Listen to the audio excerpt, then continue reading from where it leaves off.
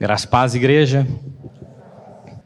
Eu quero iniciar o nosso estudo de hoje dando continuidade no nosso estudo, na nossa exposição de 1 João, capítulo 2, verso 12 a 14. Como de costume, eu acabo não utilizando o boletim. Ele é um resumo. Você vai ver que muitas falas que eu direi aqui estão presentes dentro do boletim, mas eu vou caminhar de forma um pouco mais livre. Então, os irmãos que quiserem acompanhar no boletim, fiquem à vontade, mas cuidado para não se perder. Vamos iniciar o nosso estudo fazendo a leitura dessa passagem. 1 João, capítulo 2, verso 12. Assim diz a palavra do nosso Deus: Filhinhos, eu vos escrevo porque os vossos pecados são perdoados por causa do seu nome. Pais, eu vos escrevo porque conheceis aquele que existe desde o princípio. Jovens, eu vos escrevo porque tendes vencido o maligno. Filhinhos, eu vos escrevi porque conheceis o Pai. Pais, eu vos escrevi porque conheceis aquele que existe desde o princípio. E jovens, eu vos escrevi porque sois fortes e a palavra de Deus permanece em vós e tendes vencido o maligno. Bondoso Pai, essa é a tua palavra. Que o Senhor, mediante teu Espírito Santo, fale aos nossos corações nessa manhã. Tu sabes da minha limitação e eu peço para que o Senhor faça-me um servo fiel nessa manhã, não me fazendo desviar 1 milímetro da tua verdade, meu Pai. Usa minha vida e derrama teu Espírito nessa manhã para falar conosco. Em nome de Jesus oramos. Amém. Queridos, o apóstolo João, no início da sua primeira carta, eu vou fazer uma breve recapitulação, ele inicia fazendo um combate claro e evidente ao gnosticismo. E essa corrente surgiu no primeiro século, de forma ainda embrionária, não com o nome propriamente de gnosticismo, e ela relativizava as verdades lançadas por Cristo Jesus. Para o gnosticismo, eles falavam que a matéria era má. Então, se a matéria é má, como pode um Deus santo ficar encarnado?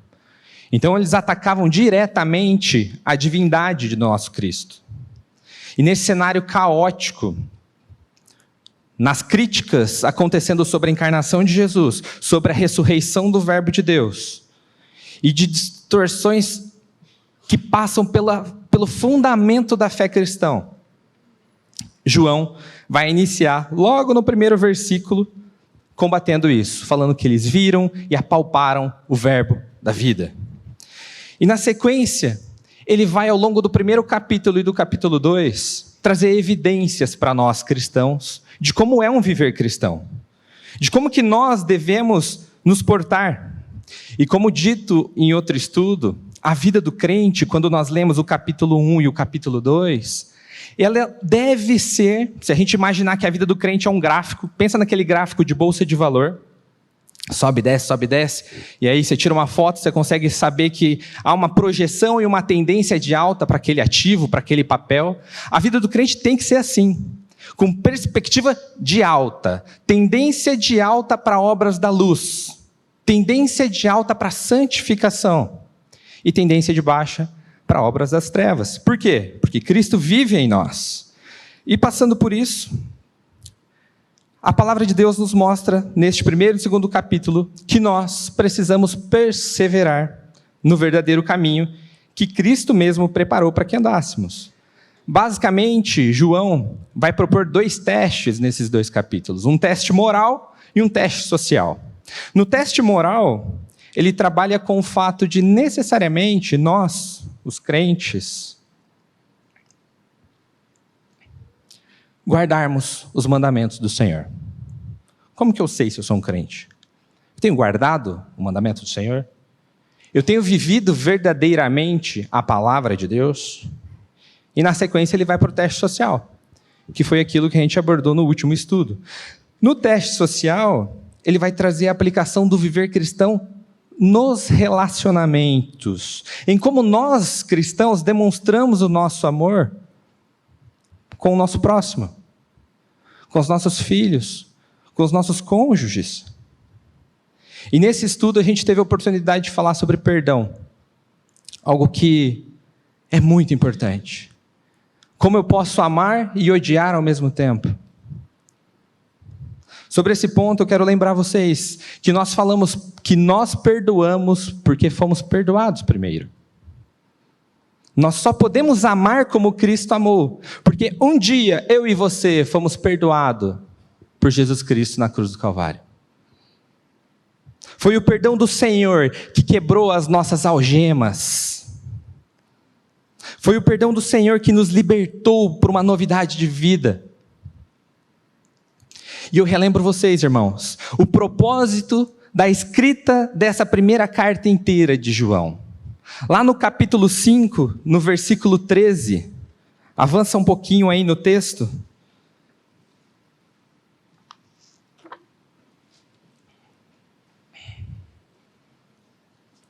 Primeira João capítulo 5, verso 13.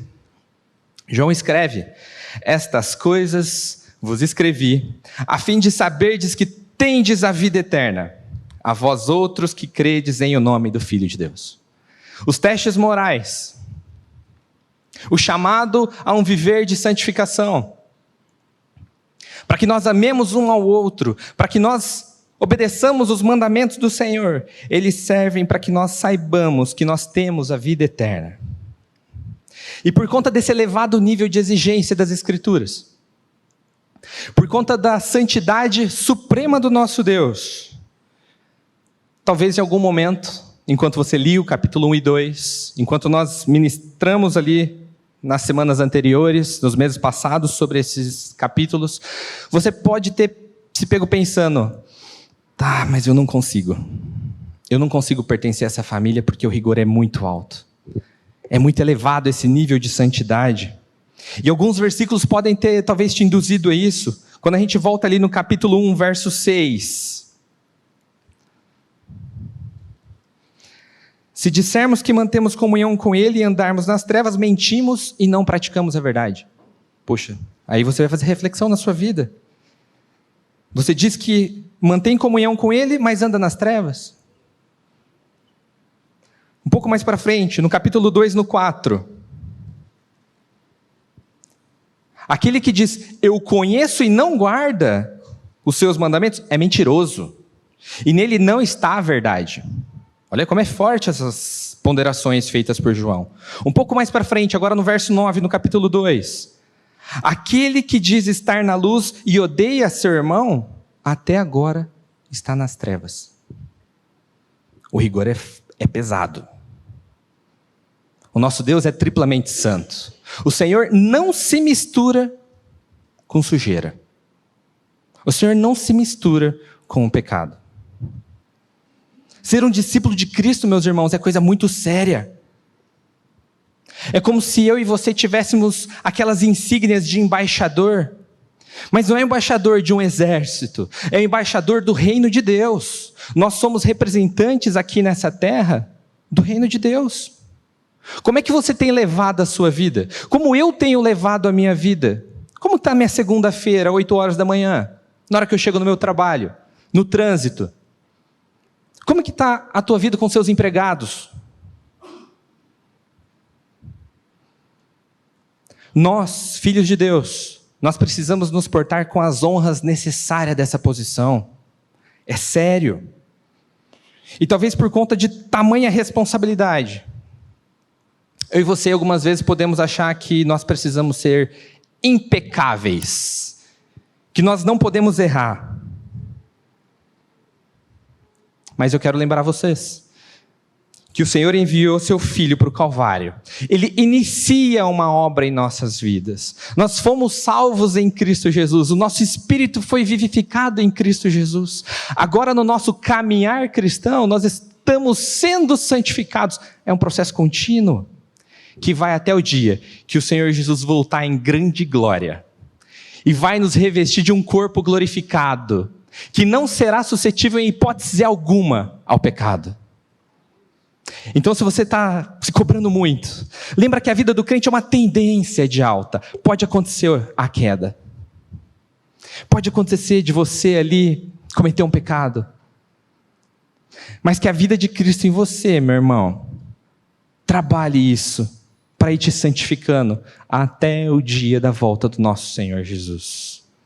Enquanto isso não ocorre, nós vivemos em um combate. E aí sim é uma linguagem bélica. Quando pecamos, muitas vezes eu tenho certeza que você, assim como eu, já ouviu um sussurro no seu ouvido que nos culpa. Que fala assim: Guilherme, você não é filho de Deus, não. Olha o que você acabou de fazer. Olha a raiva que se apoderou do teu coração agora que sua filha fez essa bagunça. Acho que você não é filho de Deus, não. Quantas vezes o acusador vem jogar o veneno dele diante de nós para destruir aquilo que tem de principal, a nossa identidade com Cristo. O inimigo busca atacar a nossa identidade com Cristo. Quem aqui que já foi acusado por Satanás? Só eu? Que já ouvi essa vozinha?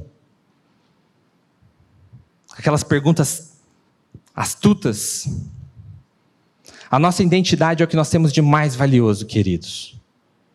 Cristo na cruz derramou seu sangue para nos perdoar de todos os pecados e nos fazer filhos de Deus. Essa é a nossa identidade. Você crê que você é filho de Deus? De meras criaturas, algo que já seria bom, o Senhor nos fez filhos. Olha o que João vai falar no Evangelho, agora, saindo da carta, e lá no Evangelho, no primeiro capítulo, no verso 12.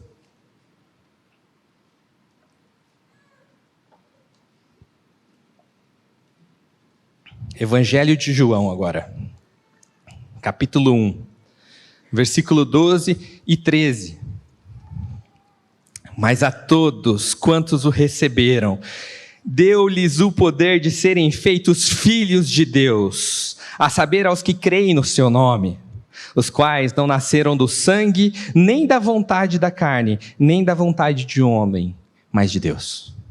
Nós somos feitos filhos porque Deus quis nos fazer filhos em Cristo, de graça, por graça, sem merecermos absolutamente nada, o Senhor nos chama para filhos. Então quando Satanás vier te acusar, meu irmão, fala assim: aqui não. Há um selo sobre mim. O Senhor colocou o Espírito Santo dentro de mim. Eu sou um filho do Deus Altíssimo. Que privilégio, queridos. Que privilégio é sermos filhos do Deus Altíssimo. De forma um pouco diferente do que eu costumo fazer, que é passando verso a verso e explicando. Quando nós fizemos a leitura, vocês perceberam que é um texto um pouco truncado, porque ele repete algumas vezes e fica um pouco confuso. Nós vamos fazer um estudo um pouco diferente, eu vou fazer por blocos. Nós vamos falar aqui sobre os pais, sobre os filhinhos e sobre os jovens de forma blocada. Então, para rememorar o texto que lemos agora há pouco, e são só 3 versos, eu quero ler de novo, mas agora você preste atenção e tente fazer o vínculo. Quando a gente está no versículo 12, fala filhinhos, ele vai aparecer filhinhos de novo no 14. Quando ele fala dos pais, no 13, vai aparecer de novo lá no 14. E dos jovens também. Então prestem atenção nisso, nós vamos fazer a leitura um pouquinho mais lento, para os irmãos irem percebendo essas diferenças. 1 João 2, 12. Filhinhos, eu vos escrevo porque os vossos pecados são perdoados, por causa do seu nome. Pais, eu vos escrevo porque conheceis aquele que existe desde o princípio. Jovens, eu vos escrevo porque tendes vencido o maligno. Agora no 14 começa o segundo bloco. Filhinhos, eu vos escrevi porque conheceis o Pai. Pais, eu vos escrevi porque conheceis aquele que existe desde o princípio. E jovens, eu vos escrevi porque sois fortes, e a palavra de Deus permanece em vós, e tendes vencido o maligno. Sabendo da nossa inconstância, irmãos, e das flechas inflamadas que Satanás atira na nossa direção, o apóstolo João aqui, nestes 3 versos que nós lemos, ele abre uma espécie de um parênteses. Ele vinha falando da parte moral, da parte relacional, e aí ele fala, não, esse povo pode estar achando que não é para eles. Deixa eu lembrar quem eles são. E o nosso propósito nessa manhã é lembrar quem nós somos no Senhor. É o mesmo propósito de João. E então ele vai se dirigir a esses 3 públicos distintos. E sobre estes 3, pais, filhinhos e jovens, alguns intérpretes afirmam que literalmente são pais, filhos e jovens. Mas a gente não tem tanta base nas escrituras para cravar isso. Se a gente notar, na escrita joanina, é normal ele começar um trecho se dirigindo a seu público, e ele fala assim, filhinhos, e aí papapá, papapá. Então, ele começa falando filhinhos sempre que ele está falando para um grande público. Então, não me parece que de fato são para aqueles pequenos. Outra coisa que é até interessante da gente olhar, veja que quando ele fala no texto, no 12, ele fala filhinhos, no 13, pais, e depois ele fala dos jovens. Então, até está fora de ordem. Então, é pouco provável que João tenha se referido diretamente a faixas etárias. O meu entendimento ao estudar e ouvir outros irmãos falando sobre essa passagem, é que os filhinhos, quando ele fala isso, ele está se dirigindo a toda a igreja, um jeito carinhoso de João chamar o seu público. E quando ele fala aos pais, ele se refere àqueles mais maduros na fé. E quando ele fala filhinhos, aqueles que conhecem o Senhor há um pouco menos de tempo. São mais jovens na fé. Então a gente vai partir sobre esta análise. Quando então entramos nos filhinhos, aparece 2 vezes. E o que João lembra aos filhinhos? O primeiro lembrete dele é, porque os vossos pecados são perdoados. Lá no 14 ele vai falar de novo para os filhinhos e ele fala, porque conheceis o Pai. Então são estes 2 lembretes que o nosso irmão João faz aos filhinhos. Aqueles que são parte da igreja, para o público em geral. Eu e você, os filhinhos do Deus Altíssimo. Aqueles que foram escolhidos pelo Deus Altíssimo. Então, a nós, ele nos lembra aqui que os nossos pecados são perdoados. E que nós conhecemos o Pai. Esse primeiro argumento de João, ele serve para nos assegurar da fé. Sem dúvida é aquilo que precisa ser lembrado por mim e por você em todos os nossos dias. Em cada novo amanhecer, nós precisamos nos lembrar que os nossos pecados são perdoados. Olha o que João falou no capítulo 1, aí da primeira carta, no verso 9. Não precisa abrir. Se confessarmos os nossos pecados, Ele é fiel e justo para nos perdoar os pecados e nos purificar de toda injustiça. Por que razão? Eu e você, nós vamos andar angustiados, preocupados com o nosso futuro. Estamos certos, irmãos, que o nosso visto para a eternidade já foi tirado. No nosso passaporte há um selo carimbado com sangue, o sangue de Jesus Cristo. Quando a gente passar na aduana, é passe livre, porque os nossos pecados estão perdoados. Não fosse o sacrifício de Cristo Jesus, a gente ia ter um bloqueio na aduana. E aqueles que não crerem que Jesus é o Senhor, esses não vão passar pela aduana. Nós temos um irmão aqui, policial federal. Pode ou não pode? Não passa, né? Sem o visto não entra. Sem o visto não entra. O nosso green card foi conquistado nos méritos do Cordeiro, meus irmãos. Sobre Cristo Jesus, recaiu a ira de Deus. O Senhor é inimigo do pecado. Mas aprove a Ele enviar a solução na morte substitutiva de Jesus Cristo. Eu não tinha como pagar o meu preço naquela cruz. Não tinha como Guilherme ser crucificado lá e ser perdoado. Por quê? Porque em mim estava o pecado, a injustiça. Eu não tive um viver santo como Cristo teve. Era preciso que o Cordeiro Santo de Deus tirasse o pecado do mundo. Apenas o Cordeiro Santo de Deus tinha as credenciais necessárias para carimbar o nosso passaporte. E então o Senhor envia o Filho dele para morrer aquela morte que era minha e sua. E de uma forma milagrosa, o Senhor atrai o meu e o teu pecado no corpo dele, colocando na cruz. Então, assim crucificados com Cristo, vivo não mais eu, mas Cristo vive em mim.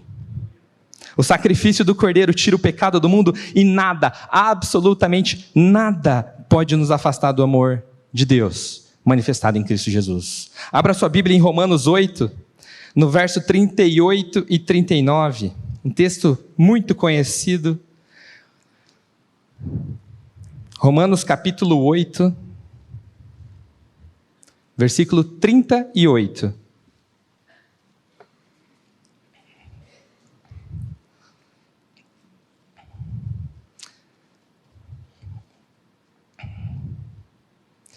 Assim diz o Senhor: porque estou bem certo de que nem a morte, nem a vida, nem os anjos, nem os principados, nem as coisas do presente, nem do porvir, nem os poderes, nem a altura, nem a profundidade, nem qualquer outra criatura poderá separar-nos do amor de Deus que está em Cristo Jesus, nosso Senhor.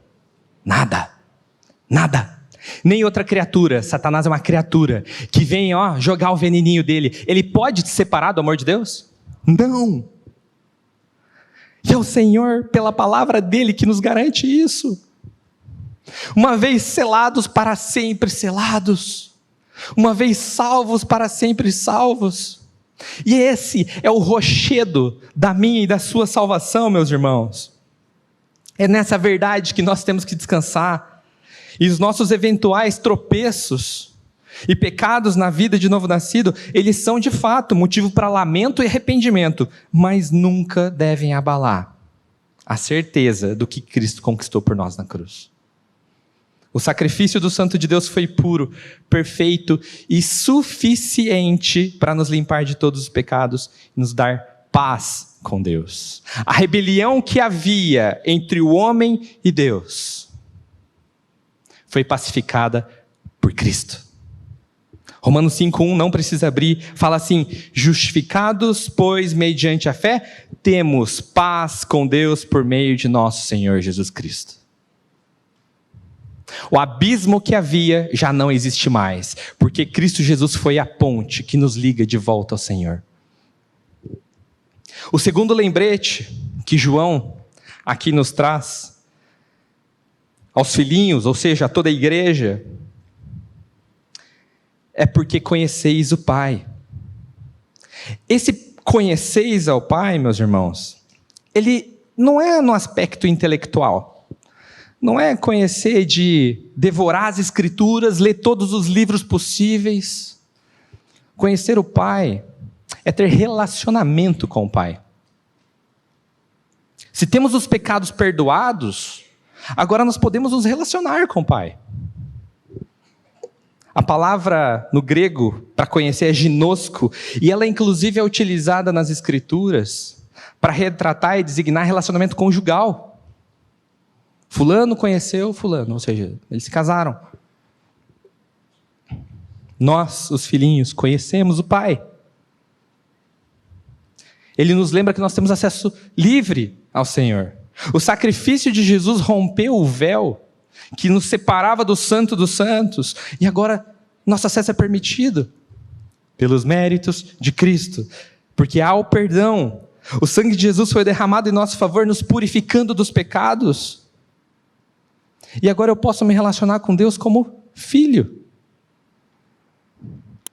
Essa verdade é incrível, irmãos.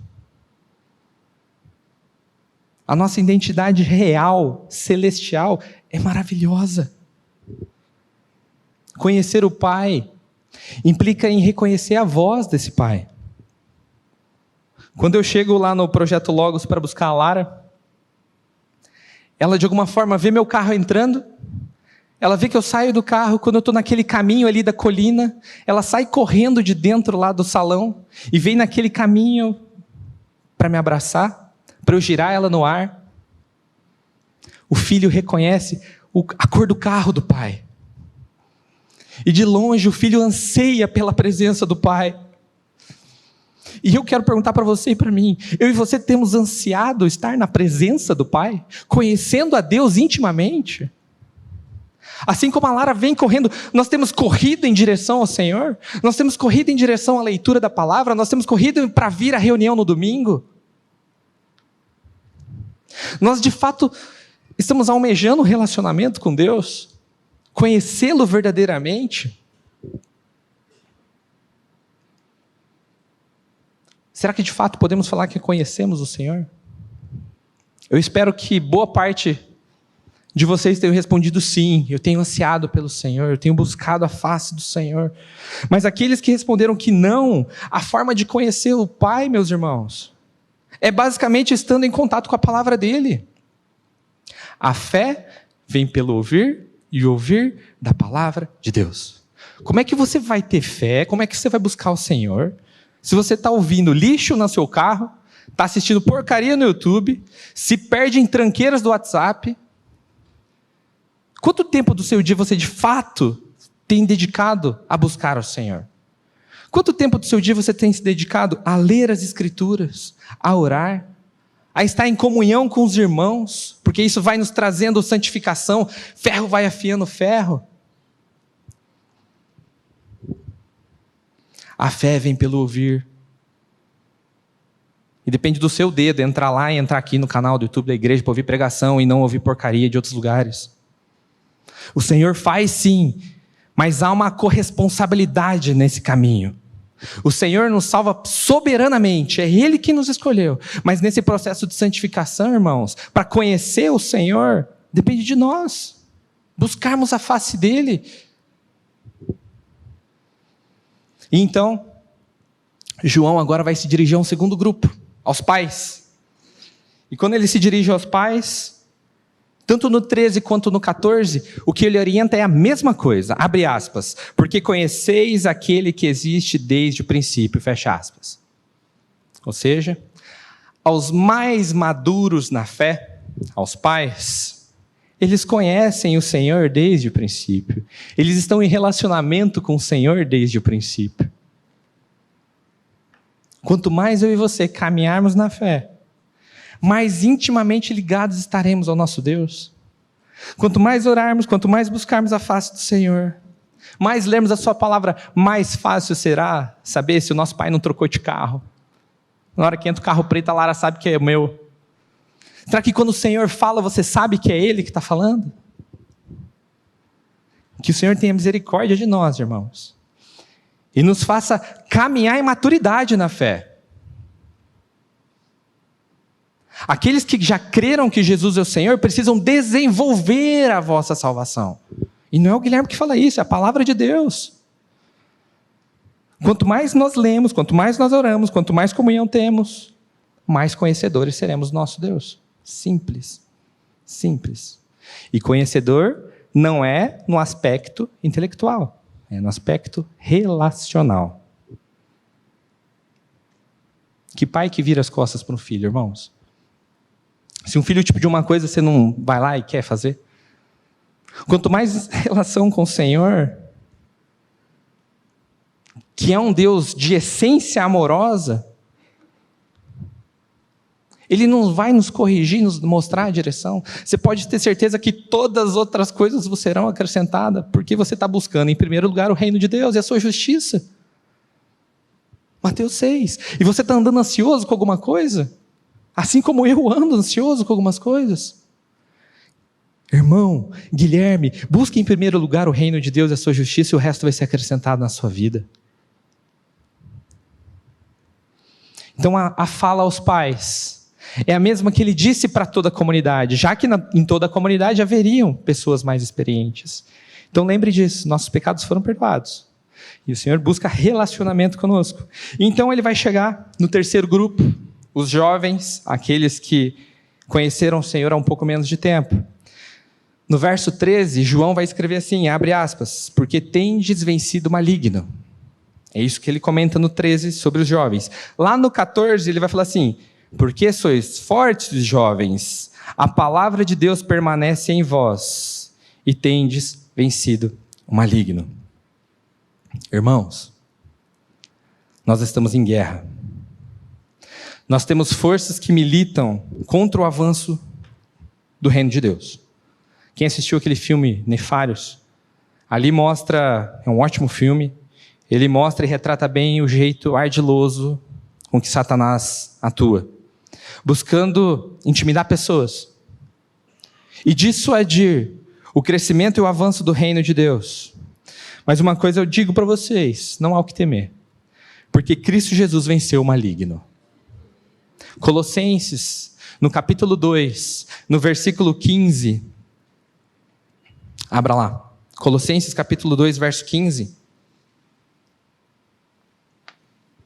Enquanto vocês abrem, vocês perceberam que no primeiro bloco ele usa um tempo verbal e no segundo bloco ele usa outro? Olha só, no primeiro bloco João escreve assim, eu vos escrevo, depois ele fala, eu vos escrevi. Sabe por que acontece isso? Eu também não sei. Não dá para ter muita clareza do porquê que ele usa. Os teólogos falam que ele pode ter escrito em 2 momentos essa carta. Então ele escreveu até ali, ele parou, depois ele retomou a escrita. Ou que ele se referiu a algo que ele já tinha escrito em outro episódio. A gente não sabe ao certo. Então por isso que eu deixo essa explicação aos irmãos. Não tem nada muito para a gente trabalhar quanto a essa mudança de tempo verbal. Mas indo para o texto de Colossenses, no capítulo 2, verso 15, a palavra diz assim, despojando os principados e as potestades, publicamente os expôs ao desprezo, triunfando deles na cruz. Cristo Jesus, então, derrotou o maligno. E por que eu e você temeremos o maligno? Tendes vencido os malignos, jovens. E eu quero dar um testemunho de algo que aconteceu com a gente nessa semana. Geralmente, a semana que antecede pregação, é uma semana tensa. É uma semana onde acontecem coisas que não costumam acontecer. De certa forma, quem vai trazer a palavra e a família vira alvo do inimigo, mas isso não me amedronta, porque o Senhor venceu o maligno. E durante essa semana, as nossas filhas, elas costumam dormir bem. Tem uma de 2 anos e uma de 4 meses. E na segunda para terça, a Ju, a menorzinha de 4 meses, teve uma noite terrível. E consecutivamente eu e a Kézia uma noite terrível. Ficamos mais de 3 horas acordados. Ela não chorava escandalosamente, mas não deixava a gente dormir e também não dormia. E para quem tem filhinho pequeno, sabe que isso acontece, né? Às vezes dá errado. E aí falei, tá bom, aconteceu. Acabei nem indo na reunião dos arautos na terça, porque precisei dormir um pouquinho mais. E aí na noite seguinte, a Lara, de 2 anos, ela já dorme bem melhor, dorme a noite inteira, desde pequenininha. Ela acordou chorando muito. Muito. Quando eu falo muito, é muito. E foi para um caminho de birra. Isso era 00:40, mais ou menos. A gente dorme cedo, umas 10 horas da manhã, umas 10 da noite a gente dorme. Então a gente já estava em sono praticamente profundo ali quando ela começa a chorar daquele jeito. Aí era um nível de choro que foi eu e a Kézia para o quarto para ver o que estava acontecendo. E aí, naquele momento, ela se jogando no chão, eu peguei ela com sono, meio irritado, coloquei ela na cama, sentei no puff e olhei no olho dela. E na hora o Senhor falou assim, é o inimigo. Semana de pregação, Guilherme. E eu falei só para a Kézia, a gente estava meio com sono, falei, amor, semana de pregação. Vamos orar. E naquela hora, a Lara chorando, de forma escandalosa, a gente começa a orar, repreendendo a ação do maligno sobre a nossa casa, sobre a nossa família, sobre a nossa filha. E enquanto orávamos, irmãos, a Lara se acalmou, aquietou e voltou a dormir. Durante a nossa oração. Foi o poder da nossa oração? É o poder do Cristo que nós cremos, irmãos. Cristo vive em nós e nos dá autoridade de lutar e militar contra o inimigo.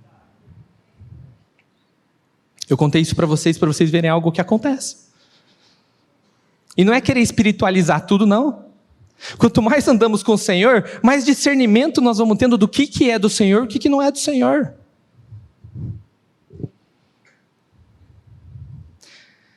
Irmãos, quando o Logos de Deus está em nós, que é o que está dito nesse verso aqui, deixa eu voltar um pouquinho aqui, no 14, porque sois fortes e a palavra permanece em vós. Quem é a palavra? Quem permanece em nós? Cristo. É Cristo que vai à frente de cada uma dessas batalhas e o Senhor nos protegerá. Abra Salmo 91 para fazermos a leitura em conjunto.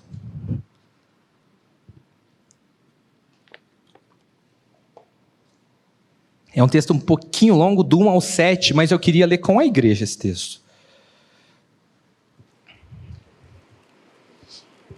Salmos, capítulo 91, do verso 1 ao 7. Vamos ler junto? O que habita no esconderijo do Altíssimo e descansa à sombra do Onipotente, diz ao Senhor, meu refúgio e meu baluarte, Deus meu, em quem confio. pois ele te livrará do laço do passarinheiro e da peste perniciosa. Cobrir-te-á com as suas penas, e sob as suas asas estarás seguro. A sua verdade é pavês e escudo. Não te assustará do terror noturno, nem da seta que voa de dia, nem da peste que se propaga nas trevas, nem da mortandade que assola ao meio-dia. Caiam 1000 ao teu lado, 10.000 à tua direita, tu não serás atingido. O que habita no esconderijo do Altíssimo. Se estamos em Cristo, se somos nova criatura, o Senhor nos sustentará até o fim. E nas questões que nós somos mais débeis, e tem muitas, é o Senhor quem nos sustentará, é o Senhor que fará. Não precisa abrir, texto muito conhecido por todos nós, Gálatas 2, 19 e 20, diz que eu estou crucificado com Cristo, logo já não sou eu quem vive, mas Cristo vive em mim, e esse viver que agora tenho na carne vivo pela fé no Filho de Deus, que me amou e a si mesmo se entregou por mim.